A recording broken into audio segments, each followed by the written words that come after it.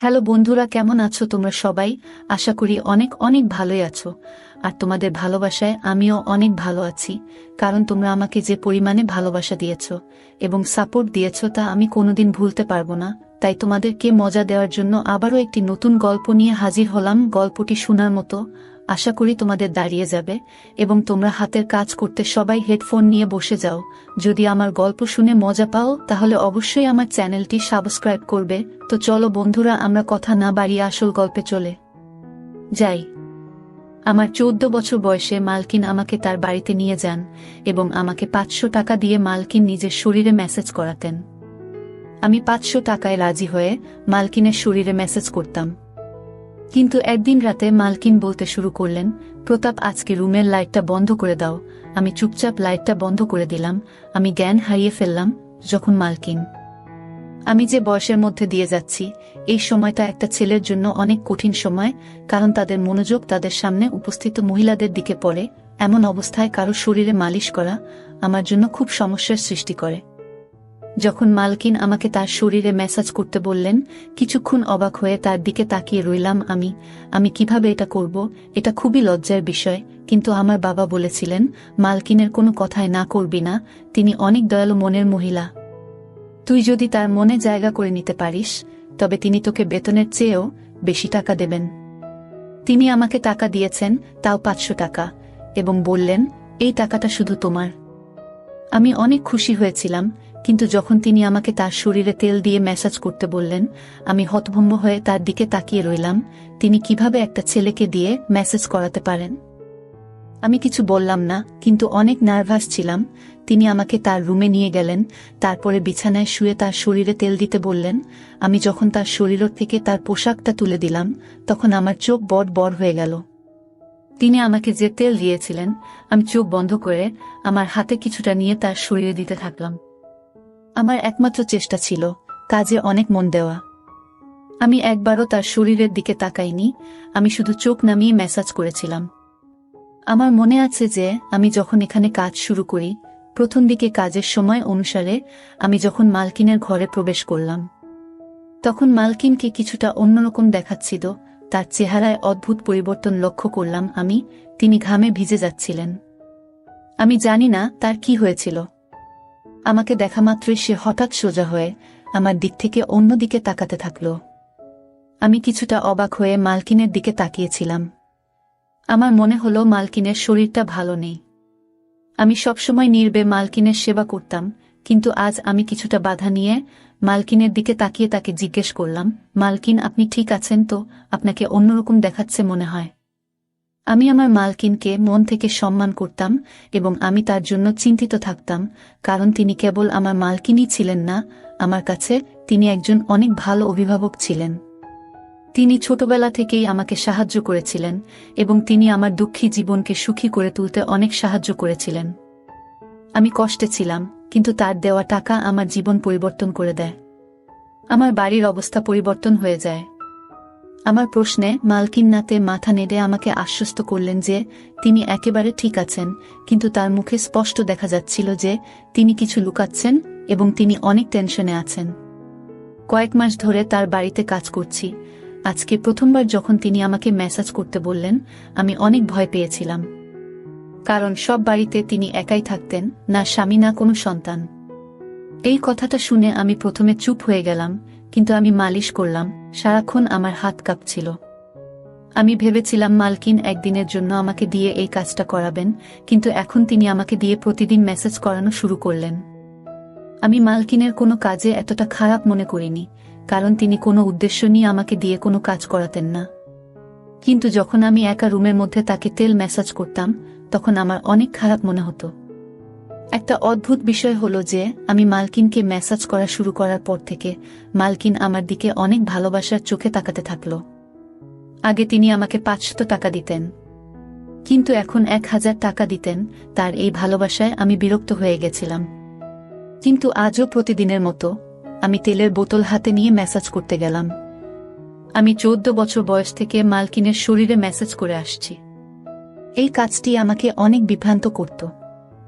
আমার মালকিনের উপর রাগও হতো, কারণ তিনি আমাকে দিয়ে এসব কাজ করাতেন, কিন্তু আমি এসব করতে বাধ্য ছিলাম।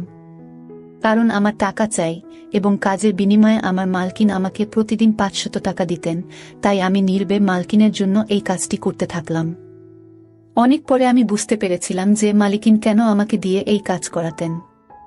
আমি তেল নিয়ে আমার মালকিনের বিছানায় বসলাম। তারপরে হঠাৎ মালকিন আমাকে বলল, প্রতাপ, ঘরের আলো নিভিয়ে দাও। আমি অবাক হয়ে মালকিনের দিকে তাকালাম। আমার কেমন যেন মনে হচ্ছিল, কিন্তু মালকিনকে কিছুই বলতে পারলাম না। আমি ঘরের আলো নিভিয়ে দিলাম এবং অন্ধকারে মালকিনের বিছানার কাছে পৌঁছালাম। অন্ধকারে বুঝতে পারলাম মালকিন বিছানায় শুয়ে আছেন। আমি মালকিনের দিকে হাত বাড়ালে মালকিন আমাকে থামিয়ে দিয়ে আমার হাত ধরে তিনি আমাকে যা বললেন তাতে আমি জ্ঞান হারিয়ে ফেললাম। আমার মনটা কেমন করতে শুরু করল। আমি আমার জায়গায় বসে রইলাম। আমার নড়াচড়া করা কঠিন হয়ে পড়ে। আমার মালকিনের কথা শুনে আমি অবাক হয়ে উঠেছিলাম। আমি বাঁকুড়ার একটি গ্রামে থাকতাম। আমার পরিবার অনেক গরিব। আমার বয়স যেহেতু 14 বছর, তাই আমার পক্ষে কাজ পাওয়া বা টাকা ইনকাম করা কঠিন ছিল। আমি বাধ্য হয়ে আমার বাবা মাকে কষ্ট করে সংসার চালাতে দেখেছি। তারা অনেক কষ্টে ছিল, কিন্তু আমি তাদের কোনো সাহায্য করতে পারিনি। আমি অনেক আবেগী ছিলাম, কিন্তু কোনোভাবে টাকা ইনকাম করে তাদের সাহায্য করতে পারিনি, যাতে তাদের একটি ভালো জীবন দিতে পারি। লেখাপড়া করা আমার স্বপ্ন ছিল, কিন্তু আমি জানতাম যে আমাদের কাছে লেখাপড়া করার টাকা নেই। আমাদের বাড়িতে খাওয়া দাওয়া করাই অনেক কঠিন ছিল। তবে আমি জানতাম যে আমি যদি আমার শখ প্রকাশ করি, তবে আমার মা বাবা এত কষ্টের মধ্যেও নিশ্চয়ই আমাকে পড়াতেন। কিন্তু আমি এতটা স্বার্থপর ছিলাম না, তাই নিজের শখগুলোকে নিজের মধ্যে দমিয়ে রেখেছিলাম, এবং এই জিনিসটি আমাকে আরও অসহায় করত। সেই দিনগুলিতেই মালকিন আমার জীবনে এসেছিলেন। মালকিন একজন বয়স্ক মহিলা এবং একা থাকতেন।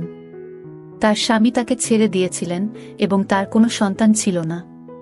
তবে তার অনেক টাকা ছিল, তার অনেক জমিজমাও আমাদের গ্রামে ছিল।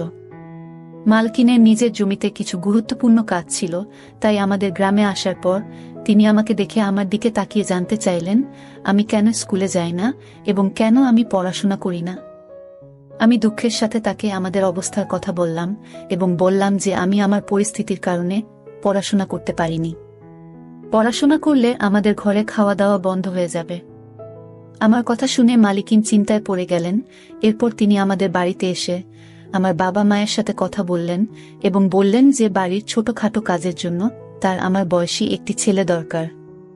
আমার বাবা মা তখনও চিন্তায় ছিলেন যে কিভাবে তারা তাদের ছোট ছেলেকে এত কম বয়সে কাজে দিবেন, এবং সম্ভবত তারা ভাবছিলেন যে আমি হয়তো তাদের ভুল বুঝব, কিন্তু আমি এগিয়ে গিয়ে তার কাজ করতে রাজি হলাম।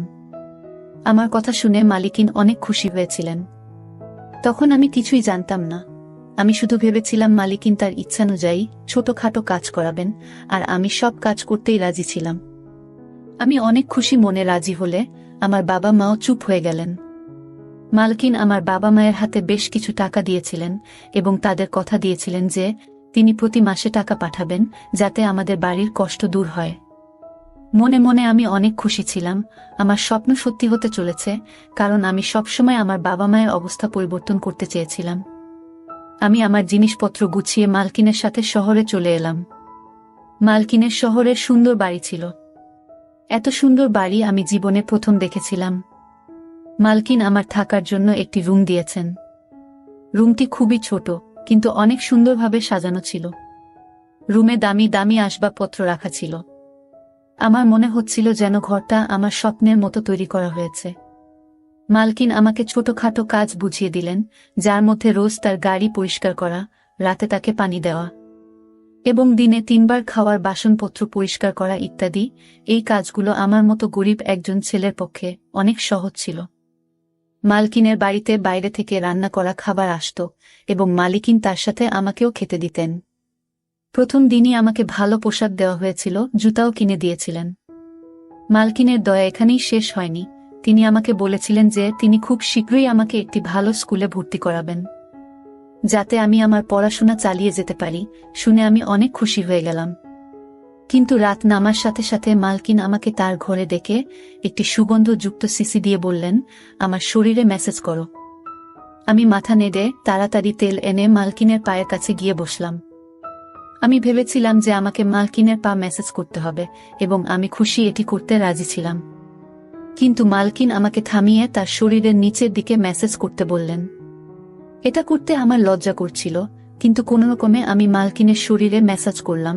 আমি তারপর উঠে রুম থেকে চলে গেলাম। আমি ভাবলাম মালিকিন মনে হয় ক্লান্ত হয়ে পড়েছেন আর আমাকে দিয়ে মেসেজ করাবেন না, কিন্তু আমার ধারণা ভুল ছিল। আমি অনেক চালু ছেলে ছিলাম, তাই সব কাজ তাড়াতাড়ি করে ফেলতাম, কিন্তু রাত নামলেই আবার একইভাবে মালকিন আমাকে রুমে ডেকে এক শিশি তেল দিলেন। এটা ভেবে মন খারাপ হয়ে গেল যে আজকেও আমাকে মালকিনের মেসেজ করতে হবে। পা পর্যন্ত তো ঠিক ছিল, কিন্তু মালকিন আমাকে দিয়ে যেখানে মেসেজ করাতেন সেটি আমার কাছে অস্বস্তিকর ছিল। আজও আমি কোনোরকমে মালকিনের মেসেজ করে তার দিকে তাকালাম। তিনি শান্তিতে ঘুমাচ্ছিলেন। আমি বুঝতে পারছিলাম না মালকিন এতে কি সুখ পান। মালকিনের কাজকর্ম আমাকে অবাক করছিল। 3 দিন পরেই মালকিন আমাকে একটি ভালো স্কুলে ভর্তি করিয়েছিলেন। আমি আমার মালকিনের জন্য পাগল ছিলাম, কিন্তু আমার মালকিনের মেসেজ করতে ভালো হতো না। মালকিন এটি তার রুটিনে পরিণত করেছিলেন, আর প্রতিদিন সে আমাকে মেসেজ করতে বলতেন। আমি তার অনুগ্রহে ছিলাম, তাই আমি না করতে পারছিলাম না। তাই কিছু না বলে আমি আমার মালকিনকে মেসেজ করতে থাকলাম।